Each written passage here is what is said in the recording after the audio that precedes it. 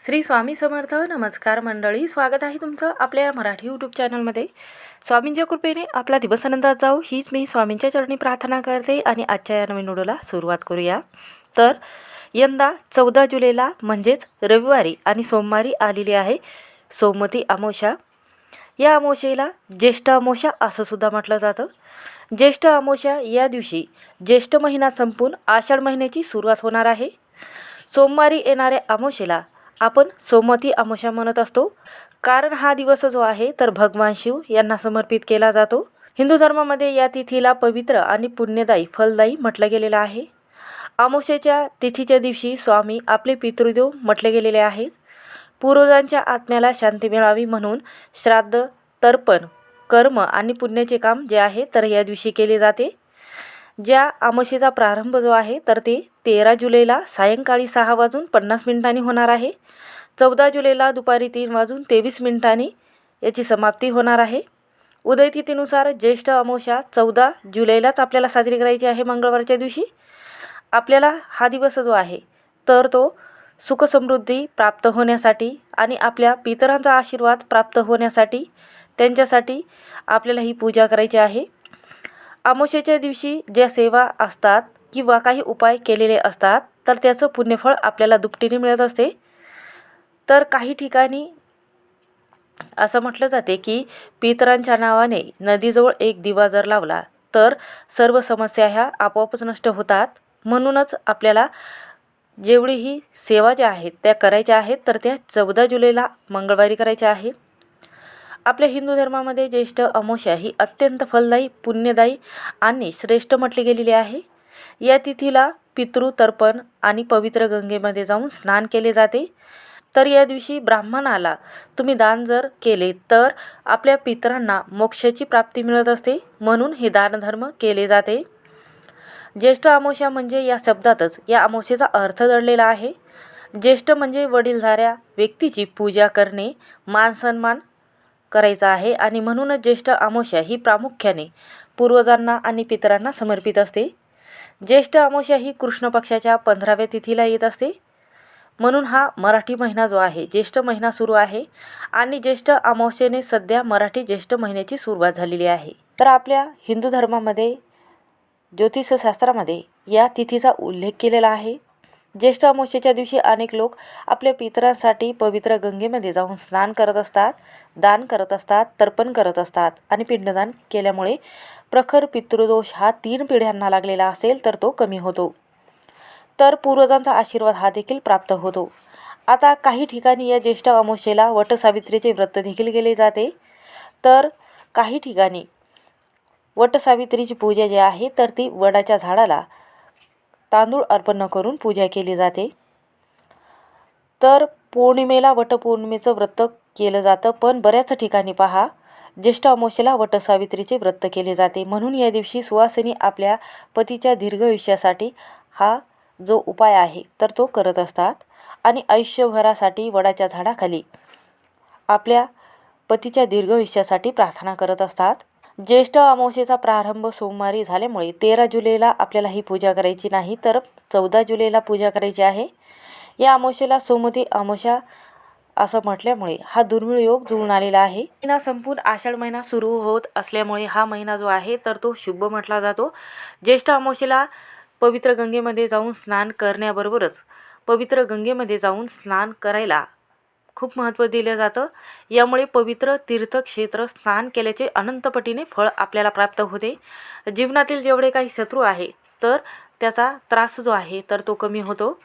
सर्वांनाच या दिवशी पवित्र गंगेमध्ये जाऊन तीर्थक्षेत्री जाऊन स्नान करणं शक्य होत नाही.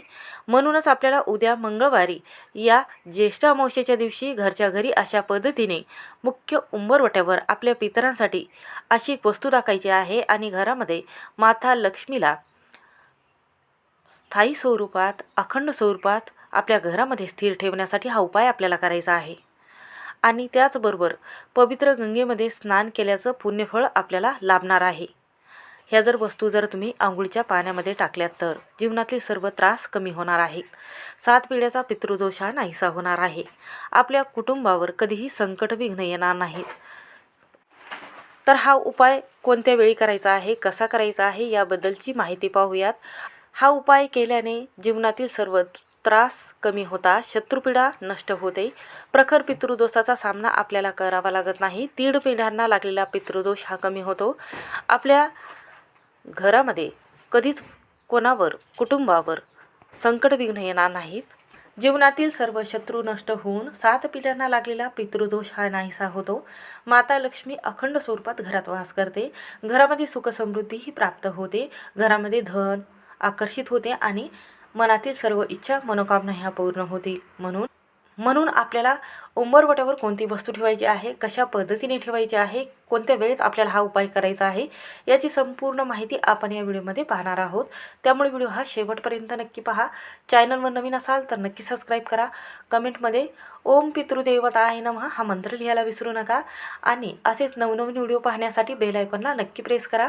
जेव्हा मी नवीन व्हिडिओ अपलोड करेन त्याचं नोटिफिकेशन सर्वात अगोदर तुम्हाला भेटेल आणि तुम्ही एक पण व्हिडिओ मिस करणार नाही. तर पहा, ही जी अमावस्या आलेली आहे, या अमावस्येच्या दिवशी जर आपण कमेंट बॉक्समध्ये ओम पितृदेवताय नमः हा जर मंत्र लिहित असाल तर संपूर्ण कुटुंबावर पूर्वजांचा आशीर्वाद हा लाभत असतो. कुटुंबावर सदैव आपल्या पितरांचा आशीर्वाद जो आहे किंवा संकट जे आलेलं आहे तर ते ओढून घेण्याचं काम जे आहे तर ते पूर्वज करत असतात. म्हणूनच कमेंट बॉक्समध्ये हा मंत्र लिहायला विसरू नका. त्याचबरोबर आपण जेव्हा आंघोळ करणार आहोत तर कोणता शुभ मुहूर्त आहे या वेळेमध्ये आपल्याला हे स्नान करायचे आहे. तर सकाळी 4:50 हे शुभ मुहूर्त असणार आहे आंघोळीचा. या वेळेमध्ये आपल्याला आंघोळ करायची आहे, स्नान करायचं आहे. म्हणून तुम्हाला शक्य होत असेल तर या वेळेमध्ये तुम्ही स्नान करा, नाहीतर 6:30-7 वाजेपर्यंत हे स्नान केलं तरीही चालेल. तर पहा, जेव्हा तुम्ही आंघोळीच्या पाण्यामध्ये आणि मुख्य उंबरवट्यावर ही वस्तू टाकता तेव्हा आपल्या घरामध्ये सुख समृद्धी ही आपोआपच प्राप्त होते. या ज्येष्ठ अमावस्येच्या दिवशी या तिथीला जास्त महत्त्व दिलं जातं. जेव्हा आपण हा उपाय करतो तेव्हा त्याचा परिणाम हा संपूर्ण कुटुंबावर तर होतोच, पण सर्व दोष, मंगळदोष, वास्तुदोष, नकारात्मकता दूर होते. कारण ज्येष्ठ अमावस्येला सर्वार्थ सिद्धयोग, अमृत सिद्धयोग तयार झालेला आहे. दोन्ही योग जेव्हा तयार होतात तेव्हा त्या योगासोबतच वृद्धी योग आणि सर्वार्थ सिद्धयोग तयार होतो. आणि या योगावरती आपण जर स्नान केलं तर याचं फळ जे आहे तर ते दुपटीने प्राप्त होते. आणि उंबरवट्याचं जर असं लेपन करत असताना उंबरवट्यावर ही वस्तू ठेवली तर घरात अखंड लक्ष्मी नांदत असते. तर हा उपाय जो आहे तर घरातील स्त्रियांनी किंवा लहान मुलांनी केला तरीही चालेल. तर हिंदू धर्मामध्ये अमावस्येला जास्त महत्त्व दिलं जाते, कारण अमावस्येच्या दिवशी तांत्रिक क्रिया केली जाते. याचा प्रभाव संपूर्ण कुटुंबावर न पडावा आणि याचा प्रभाव जो आहे हा आपल्या घरावर न पडावा त्यासाठी हा उपाय केला जातो. या दिवशी पवित्र गंगेमध्ये जाऊन स्नान केल्याने घरातील संपूर्ण दारिद्र्य दुःख आपोआपच नाहीशी होते. तर जन्मोजन्मीचे पाप जर या दिवशी तुम्हाला धुवून काढायचे असेल, आपण नकळत केलेले जन्मींचे पाप जे आहेत हे सुद्धा नष्ट होतात. म्हणून आपल्याला हा उपाय जो आहे तर तो अमावस्येच्या दिवशी करायचा आहे. बऱ्याच वेळा आपण कष्ट करत असतो, मेहनत करत असतो, पण कितीही मेहनत करूनही आपल्याला पाहिजे तशी फलश्रुती मिळत नाही. म्हणून आपल्या प्रयत्नाला यश मिळावं, आपल्या मनातील सर्व इच्छा आकांक्षा पूर्ण व्हाव्यात, तसंच कुंडलीमध्ये काही ग्रहदोष असेल, वास्तुदोष असेल, नकारात्मकता असेल तर ते दूर होण्यासाठी हा उपाय आपल्याला करायचा आहे. तर आपल्या जीवनामध्ये भरपूर पैसा मिळावा, माता लक्ष्मीची अखंड कृपा जी आहे तर ती आपल्या घरावर आणि आपल्या मुलांबाळावर प्राप्त व्हावी आणि पैसा सुखरूप आपल्या घरामध्ये राहावा आणि आरोग्याच्या समस्या दूर व्हाव्यात, त्यासाठी आपल्याला हा उपाय करायचा आहे. आपल्या आयुष्यामध्ये भरपूर कष्ट, मेहनत आणि आपण धडपड करत असतो, पण धडपड करूनही पाहिजे तशी यश आपल्याला मिळत नाही, प्रयत्नाला यश मिळत नाही. म्हणून कष्ट आणि मेहनत प्रामाणिकपणे करूनही आपल्याला यश मिळत नसेल तर हा उपाय केल्याने आपण जे पैसे कमवत आहोत त्या पैशाला नक्कीच यश आपल्याकडे टिकून राहते. तुमच्या जीवनामध्ये एखादा शत्रू असेल, शत्रू हा गुपित असेल किंवा शत्रूचं नाव तुम्हाला माहिती असेल, तर जो शत्रू आहे तर तो तुम्हाला त्रास देत असेल, समोरून तुमच्यावरती वार करत असेल, गुप्त वार करत असेल, तुमची प्रगती जी आहे तर त्यांना देखवत नसेल. बऱ्याच वेळा आपले नातेवाईक असतात, आपले जवळचे मित्र असतात, मैत्रीण असते किंवा नातेवाईक असतात तर ते शत्रू असतात. त्यांना आपलं चांगलं झालेलं देखवत नाही, पैसा आलेला देखवत नाही, गाडी घेतलेली देखवत नाही किंवा चांगलं घर झालेलं देखवत नाही. म्हणून ते आपल्या आयुष्यामध्ये समस्या कशा निर्माण होतात किंवा याला त्रास कोणत्या गोष्टीने द्यायचा आहे, त्यामुळे ते मुलांना त्रास देतात किंवा घरातील आईला त्रास देतात. म्हणून आजूबाजूला सुद्धा असे काही जळाऊ वृत्तीचे व्यक्ती असतात, आपल्यावरी जळत असतात. त्यांना आपली प्रगती देखवत नाही. म्हणूनच जे वाईट कृत्य करतात तर त्यांचा नायनाट करण्यासाठी हा जो अमावस्या आलेली आहे, जी ज्येष्ठ अमावस्या आहे, तर ती या समस्या दूर करत असते. म्हणूनच जी आपली प्रगती आहे तर ती तशीच चांगली राहावी. आपल्या घरामध्ये आरोग्याच्या समस्या येऊ नये. जीवनातील शत्रू हे सुद्धा दूर होतात या उपायाने. जेव्हा आपण ह्या वस्तू जेव्हा मुख्य उंबरवाट्यावर टाकतो तेव्हा शरीर आणि मनही शुद्ध होते आणि आपलं घरातील वातावरणही पवित्र होते. आपल्या जीवनामध्ये नकारात्मक ऊर्जा असते किंवा बाहेरच्या लोकांची नजर आपल्या घराला लागलेली असते. म्हणून आपल्याला कोणत्याही कामामध्ये यशप्राप्ती मिळत नाही. आणि म्हणूनच अमावस्येच्या दिवशी वास्तुशास्त्राप्रमाणेच आपण जर या दिवशी पवित्र गंगेमध्ये जाऊन स्नान केले किंवा अशा पद्धतीने तुम्ही जर आंघोळीच्या पाण्यामध्ये ही वस्तू टाकून आंघोळ केली आणि हा उपाय तुम्ही जर अमावस्येच्या दिवशी केलात तर सर्व कामामध्ये तुम्हाला यश मिळणार आहे. तर काय करायचं आहे, आज 13 जुलै आहे, सोमवार आहे. तर या दिवशी आपल्याला काय करायचं आहे, संध्याकाळी 13 जुलैला आपल्याला हा उपाय करायचा आहे. तर आज संध्याकाळी 13 जुलैला रात्री झोपण्यापूर्वी आपल्याला काय करायचं आहे, एका वाटीमध्ये मोहरी घ्यायची आहे आणि त्यानंतर थोडंसं सेंदव मीठ घ्यायचं आहे. आणि त्यानंतर आपल्याला काय करायचं आहे, एक काचेची वाटी घ्यायची आहे. त्या काचेच्या वाटीमध्ये हे मीठ जे आहे आणि ही मोहरी जी आहे तर ती टाकायची आहे. टाकण्या अगोदर आपल्याला काय करायचं आहे, तर पती आहेत जे कमवत आहेत त्यांना दृष्ट लागत असते, नजर लागत असते. घरात आल्यानंतर त्यांचं मन लागत नाही. त्यामुळे त्यांच्या डोक्यापासून तर पायापर्यंत 7 वेळा उतरून घ्यायचं आहे हे मीठ आणि मोहरी जे आहे. आणि त्यानंतर काय करायचं आहे, आपल्याला मूठभर मीठ घेतलेलं आहे त्या वाटीमध्ये घ्यायचं आहे. आणि त्यानंतर जी आपली ईशान्य दिशा आहे, जी वास्तू आहे, तर त्या वास्तूमध्ये ईशान्य दिशेला कोपऱ्यामध्ये ही वाटी ठेवून द्यायची आहे. आणि त्यानंतर अमावस्येच्या दिवशी, सोमवार आणि मंगळवारच्या दिवशी, या दोन्ही दिवशी आपल्याला काय करायचं आहे, ही काचेची वाटी घेतलेली आहे त्यामध्ये मोहरी आणि जे मीठ टाकलेलं आहे तर ते काय करायचं आहे, तर आपल्याला आंघोळीच्या पाण्यामध्ये चिमूटभर मीठ आणि मोहरी घेतलेली आहे तर ती टाकायची आहे. आणि त्यानंतर आपल्याला काय करायचं आहे, जे मीठ आणि मोहरी घेतलेली आहे तर एक गौरी घ्यायची आहे आणि गौरीवर आपल्याला मुख्य उंबरवट्यावर ही मोहरी आणि मीठ आपल्याला प्रज्वलित करायचं आहे एक कापुराची वडी टाकून. आणि संपूर्ण धूर जो आहे हा मुख्य उंबरवट्यावर टाकायचा आहे. त्या अगोदर आपल्याला सोमवारी आणि मंगळवारी दोन्ही दिवशी अमावस्या आहे. तर या दोन्ही दिवशी काय करायचं आहे, तर मुख्य उंबरवट्यावर आपल्याला एका तांब्याच्या ग्लासमध्ये किंवा तांब्यामध्ये आपल्याला पाणी घ्यायचं आहे. त्यामध्ये थोडंसं गंगाजल आणि थोडंसं गुलाबजल, काळे तीळ आणि कच्चं गाईचं दूध टाकून हे आपल्याला दक्षिण दिशेला उभं राहून सूर्यदेवाला आणि आपल्या पितरांना स्मरण करायचं आहे, ओम पितृदेवताय नमः. आणि हे जल आपल्याला दक्षिण दिशेला अर्पण करायचं आहे आणि सूर्यदेवाला अर्पण करायचं आहे. अशा पद्धतीने जेव्हा तुम्ही आंघोळीच्या पाण्यामध्ये ह्या वस्तू टाकून आंघोळ करता त्यावेळेमध्ये 1 चमचाभर गोमूत्र किंवा गंगाजल टाकायचं आहे. अशा पद्धतीने जेव्हा स्नान केले जाते ते मोहरी जी आहे, नजरपीडा, वास्तुदोष, नकारात्मकता आपल्या शरीराला किंवा आपल्या घराला लागू देत नाही. त्यासाठी मिठाचा हा वापर आणि पिवळ्या मोहरीचा हा वापर केला जातो. आपल्या शरीरामधून नकारात्मकता किंवा वास्तुदोष असेल तर तो दूर होण्यासाठी हा उपाय केला जातो. आपल्या शरीराभोवती असलेली सकारात्मक ऊर्जा जी आहे तर ती आपल्याला प्राप्त होते आणि नकारात्मक ऊर्जेचे जे कवच आहे तर ते नष्ट होते आणि सकारात्मक ऊर्जेचे कवच जे आहे तर ते आपल्या शरीरावर निर्माण होते.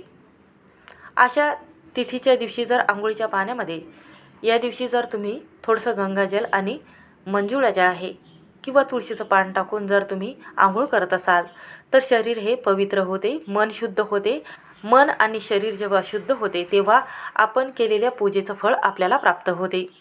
आंघोळीच्या पाण्यामध्ये ह्या वस्तू टाकल्याने प्रखर पितृदोष हा कमी होतो आणि आपल्या पितरांचे आशीर्वाद देखील आपल्याला प्राप्त होतात. म्हणून मुख्य उंबरवट्यावर आपल्याला एक मोहरीच्या किंवा तुपाचा तेलाचा दिवा लावायचा आहे. जर मोहरीचं तेल असेल तर आवर्जून मोहरीच्या तेलाचा दिवा लावायचा आहे. त्या अगोदर आपल्याला काय करायचं आहे, एक प्लेट घ्यायची आहे. प्लेटवर आपल्याला सेंधव मीठच टाकायचं आहे. त्यावर हा दिवा जो आहे तर तो तुम्ही घेऊ शकता. निरंजनी घेतली तरीही चालेल किंवा मातीची पंती घेतली तरीही चालेल. त्यामध्ये आपल्याला पिवळी मोहरी टाकायची आहे आणि हा दिवा प्रज्वलित करून आपल्याला दक्षिण दिशेला किंवा पूर्व दिशेला लावायचा आहे आणि मुख्य उंबरवट्याचं लेपन करून घ्यायचं आहे. छानशी रांगोळी काढायची आहे. माता लक्ष्मीचे पावलं काढायचे आहे. त्यावर हळदी कुंकू टाकायचे आहे आणि त्यानंतर आपल्याला या दिव्याला हळदी कुंकू लावून अशा पद्धतीने दक्षिण दिशेला किंवा पूर्व दिशेला आपल्याला हा दिवा लावायचा आहे आणि ओम पितृदेवताय नमः हा मंत्र या दिवशी आवर्जून म्हणायचा आहे.